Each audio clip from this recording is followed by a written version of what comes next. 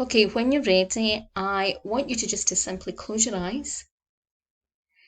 Think about something that you would like to do that you feel a bit nervous or apprehensive about. It's something that doesn't make you really fearful. We're only talking about 3 to 4 out of 10, not up to 10, just something a little bit fearful.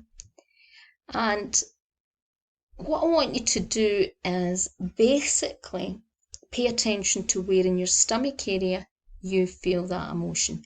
Be the witness and tune in, just for the moment, into the physical sensations you are feeling in your body.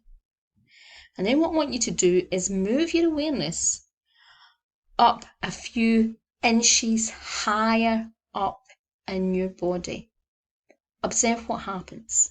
So basically, you're tuning in with original sensations and then you're moving your awareness up a few inches higher up in your body. What happens to the emotions you feel? And what happens to the thoughts that you are thinking? Now,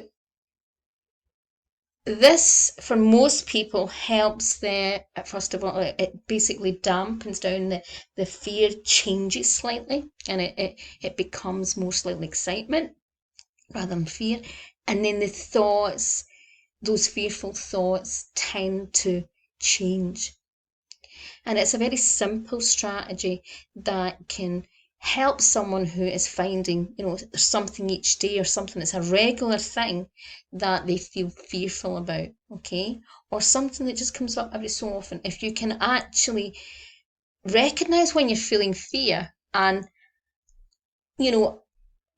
focus on that and help it move up. So just bring the awareness then from the area that you're feeling that fear, move the full point of focus up, and then that'll slightly change. Okay, but what also you're doing is you're helping the emotion within your body to move, the energy to move and free itself and change from maybe a lower vibration to a higher vibration. So it's very simple. Now, one of the things that, we see a lot is a lot of people that are adrenaline junkies can get caught up in this where they're constantly looking for things that bring them excitement. But again, they can really fall into that where they seek adrenaline-based activities.